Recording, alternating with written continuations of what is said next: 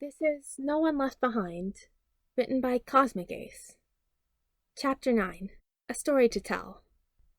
Touya woke up feeling cooler than he had in the last few days, and cozier. He really didn't want to move, actually. The sounds of traffic were extremely quiet, and he could still hear his siblings nearby. He felt safe for once. Then reality decided to crash into him with the force of a tsunami. He sat up sharply, looking around where he was. It was an apartment. A small one, but it looked nice enough. Shoto and Natsuo were somewhere he couldn't see, but Touya could hear them. It sounded like they were playing. He hadn't heard his brothers do that since ever. Father had hardly let them see Shoto, let alone contaminate him. A quiet snore told Touya where his twin was. He leaned over the edge of the couch, and sure enough, Fuyumi was asleep on a mat. Good, she deserved rest, especially with how he passed out earlier. He probably scared her when that happened. Touya glanced around again, finally finding a clock on one of the walls. Geez, he slept late. It was already early afternoon. Explained why Shoto and Natsuo were up, though. Those two had internal clocks more precise than some birds. He didn't know why Fuyumi was still asleep, though. She was usually woken up by their brothers, if she wasn't already up to begin with. That is, unless she's sick too, which was unfortunately what it probably was. She was good at hiding things like this, no matter how much Touya hated it. At least they weren't all in a soggy alley right now. A creaking floorboard caught his attention. Touya looked behind him, seeing a green-haired woman standing in the doorway. Mrs. Midoriya, that was her name, right? He had woken up after getting here, but he had been half delirious for that, so hopefully he was remembering her name correctly. "How are you feeling, sweetie?" she asked quietly, coming closer, but still keeping her distance. "Better. Thank you, ma'am, for taking care of us." Mrs. Midoriya smiled at him kindly. It reminded Touya of his own mother. "It was no trouble. Your brothers are playing with my sons in their room. Would you like anything to eat?" "No, thank you, ma'am. Can I have—" Her gaze softened. "I'll be right back." She returned a minute later with a glass of water. Touya did his best not to drink it too quickly. Goodness knows the last thing he needed right now was to get a stomachache. "Your sister woke up earlier," Mrs. Midoriya said. "Apparently she caught the cold you had. Refused to move, though." Touya cracked a small smile. Yep, that definitely sounded like Fuyumi. They had been thicker than thieves since they were born. Over the years, that hadn't changed. Not one bit. I'm sorry about all of this, ma'am." No, it's all right. You have nothing to apologize for. You needed help, and all I did was give you a place to stay out of the rain. If anything, you should be thanking Izuku for noticing you four in that alley." Touya stayed quiet. He was honestly still wary. Most adults he had met didn't notice anything was wrong with them. A perfect, happy family that was powerful by virtue of being Enji Todoroki's children. But this woman and her sons, who couldn't be older than Shoto, figured it out almost immediately. He noticed how she hadn't called him Todoroki, not even once. She spoke quietly and moved slowly, almost like she knew how he would react. It was weird. Touya had never met an adult so kind. Not since their mother, at least. When do you want us to leave?" he asked quietly. "Certainly not now, not with your sister sick. Seeing as you four are technically missing children." Toya's blood ran cold. "They were trapped here. You will need somewhere to stay hidden and safe while the court case goes through." "What?" "I heard what Izuku said back in the alley. Your father hurt you, didn't he?" "And if he did?" "They couldn't go back. They wouldn't. He would rather burn himself to the ground before taking his siblings back there." "Then I have evidence to keep you four away from him. I'm a lawyer, and child abuse from the number 2 hero is a serious accusation." "Even with evidence he'd get away with it," Touya growled, knowing it was true. He still had his license after so much damage, after all. The Hero Commission would cover it up. At very best, he'd get his hero license suspended. We show our faces in public and we go back to him. "They won't, Touya." Mrs. Midoriya set a gentle hand on his shoulder.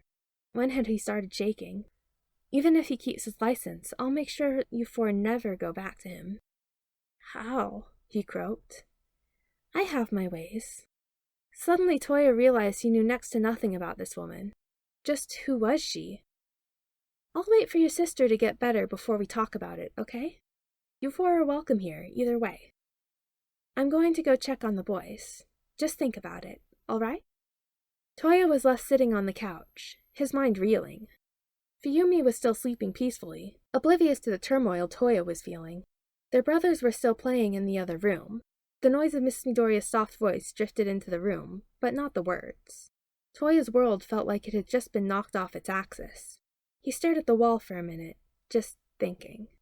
Were they actually being given a chance at getting away from their father? They had gotten lucky, so very lucky, with who had found them in that alley. A lawyer, and of all things a kind one. From what Touya knew, those were extremely few and far between. Mrs. Midoriya believed she could bring Endeavor to court. She hadn't said if she could, but phrased it more like when she did. This woman was tiny, but apparently had more guts than most of the world. Touya wondered if the Midoriyas were angels. The green kid's hair did sort of look like a halo, at least that's what Touya had thought when he first saw the kid. Fuyumi took another day of resting before she could stay awake for more than a few minutes.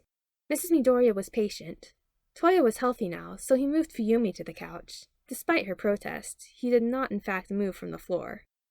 It was comfier than concrete anyway. Touya watched as Shoto and Natsuo came out of their shells. He saw them almost constantly playing in the small time they'd been here. He was also told the story of how Hitoshi came to live with them. Izuku really was a type of angel. When they weren't playing, the four boys liked to watch All Might movies. Touya was dragged into watching them too, since he refused to leave Fuyumi, who was stuck on the couch. The films were interesting. None of them have ever been allowed to watch anything like them. Even if Endeavor had essentially disowned 3 out of the 4 of them, nothing All Might was ever allowed in the house. Despite his hesitancy, Touya found himself getting used to the little routine they had. He would wake up on the floor, Fuyumi still asleep, and go to check on the other 4. Shoto would usually be awake under the 2 Midoriya brothers. It was a 50-50 chance if Natsuo was awake and quietly snickering, or asleep in the same pile. Touya was a tad confused the first time he walked in there and saw all 4 of them on the floor, especially since they were all in a pile of tangled limbs. They had 2 perfectly good beds, and yet they were all on the floor. Touya just shrugged and walked back out to try to help with breakfast. He was, however, banned from trying to cook bacon on his arms. Mrs. Midoriya had kindly told him not to, so there was no way he was about to disobey that, not to mention Fuyumi had already scolded him for it before. It was on the 4th day there that the twins finally decided to tell Midoriyas about what had happened to them. Mrs. Midoriya, at least. Mr. Midoriya was taking Shoto and Natsuo to the park, while Izuku and Hitoshi went to school.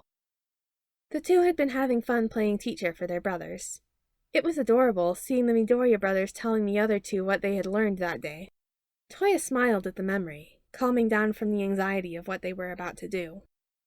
The 3 of them sat at the kitchen table. It didn't feel like any of the investigations that Touya and Fuyumi had seen before. The kitchen was homey, and Mrs. Midoriya had a kind look on her face. It felt more like they were talking to a parent than to an actual lawyer. "Do you mind if I record this?" Mrs. Midoriya asked. The twins sent a glance at one another, before nodding. The woman set her phone on the table. "All right then. Is there a beginning to this?" "Yes. Have you ever heard of quirk marriages?" The story took an hour to tell, starting from their father marrying their mother to leaving. They talked about being cast away until Shoto was born, then the abuse, then Touya almost burning himself out completely. The 2 spoke about their mother's down spiral, ending in her burning Shoto. They had stayed another 2 weeks after he was healed before running. Their tale ended with Touya getting sick, and the Midoriyas finding them. By the end of it, the twins were exhausted. Mrs. Midoriya stopped the recording, looking just as emotionally worn. "Why don't you 2 go rest? I'll get you some water. Once Hisashi and your brothers get back, we can have lunch." Touya nodded, leaning against Fuyumi as they stood. Both of them collapsed onto the couch in a heap. Mrs. Midoriya came in a minute later, handing each of them a glass. "Thank you, Miss Midoriya," Fuyumi said in her croaky voice. "You're welcome, dear, and please call me Inko." "Thank you, Mrs. Inko," Touya said, setting down his now empty glass. What happens now?" "Hopefully I can get a case opened against Endeavor. We'll go to court and do whatever it takes to keep you four away from him. But where will we go? Fiumi asked quietly. We can't be split up. We can't! You don't have to go anywhere if you don't want to. Touya stopped, looking at Mrs. Inko. You mean we can stay here? Of course, she smiled. He still couldn't help thinking it looked just like Mother's. We'll have to do some rearranging, but it can work. He saw she just got a job, so money isn't a major problem. You two need beds, but the other four seem like sleeping together well enough. No kidding, Touya snorted. What? Fiumi asked, wiping away the tears that had started to form in her eyes. They've been sleeping in a pile. Izuku and Hitoshi have been laying on our brothers like cats. Natsuo used Shoto's legs as a pillow yesterday, too. Fiumi giggled, and Touya smiled. Maybe things would actually be all right for once. This was Chapter 9 of No One Left Behind, written by Cosmic Ace, and recorded by Star1412. If you liked it, let me know in the comments below, and let Cosmic Ace know on the original work. And if you have any suggestions for other fics I could read, let me know in the comments, and I'll see what I can do. Thanks for listening!